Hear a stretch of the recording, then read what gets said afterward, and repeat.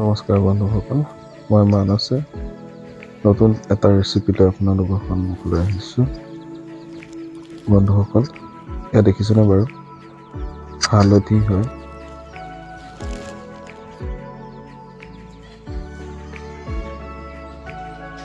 পোনপ্ৰথমে হালধিখিনি ধুই পখালি বকলিয়াই লৈ এনেকৈ মিক্সিত মই গ্ৰাইণ্ডাৰ কৰি ল'লোঁ।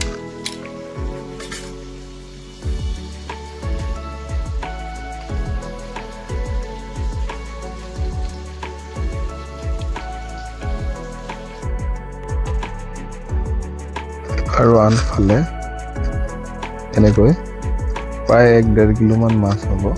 মই তেলত ধুনীয়াকৈ ফ্ৰাই কৰি ল'লোঁ। ফ্ৰাই কৰি এনেকৈ মাছখিনি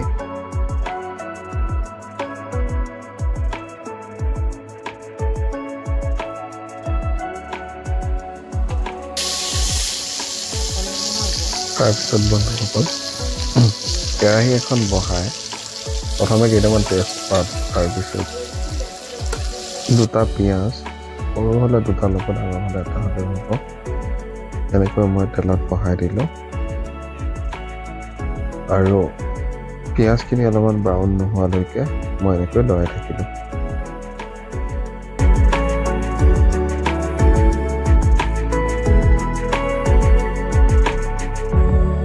তাৰপিছত এনেকৈ দীঘলকৈ কাটি থোৱা আলুখিনি, আলু ল'ব আৰু ডাঙৰ হ'লে 2টা আলু ল'লেও হ'ব। এনেকৈ মই তেলত অলপমান ফ্ৰাই কৰি ল'লোঁ। জিৰা, জালুক আৰু শুকান জলকীয়া এনেকৈ গ্ৰাইণ্ডিং কৰি এইখিনিকো মই ইয়াতে দি দিলোঁ।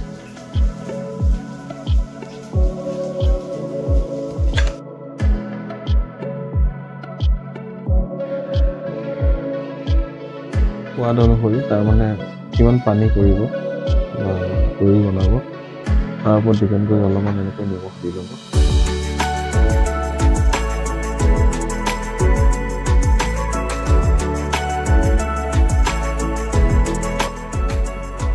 তাৰপিছত বন্ধুসকল, এনেকৈ যিখিনি হালধি মই প্ৰেছ কৰি ৰাখিছিলোঁ তাক ঘুটি পেলাই এনেকৈ কেৰাহীত ঢালি দিলোঁ।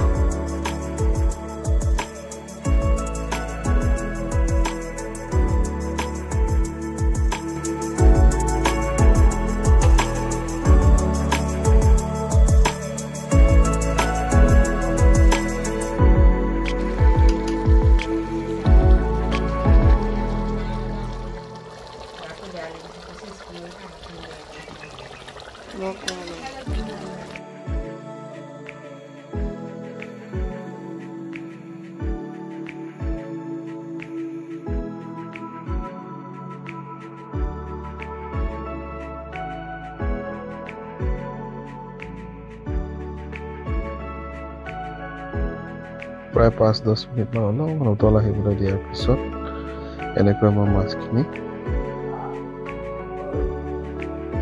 খৰিখিনি দি দিলোঁ আৰু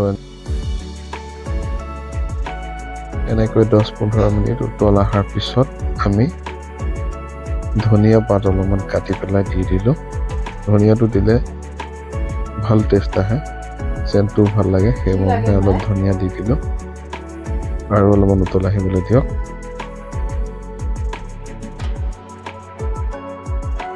অকল 10-15 মিনিট উতল অহাৰ পিছত আজি আমাৰ ৰেচিপিটো ইমানতে শেষ কৰিলোঁ। আৰু চাওকচোন দেখিবলৈ কিমান সুন্দৰ হৈছে।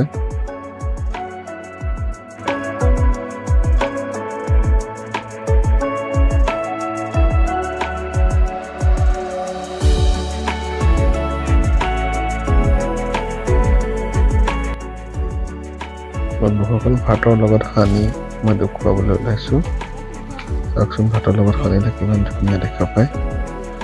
আৰু মাহেকত এনেকৈ এবাৰ খাবলৈ যত্ন কৰিবচোন, বহুত ভাল লাগে খাই আৰু স্বাস্থ্যৰ কাৰণেও ই ক্ষতিকাৰক নহয়।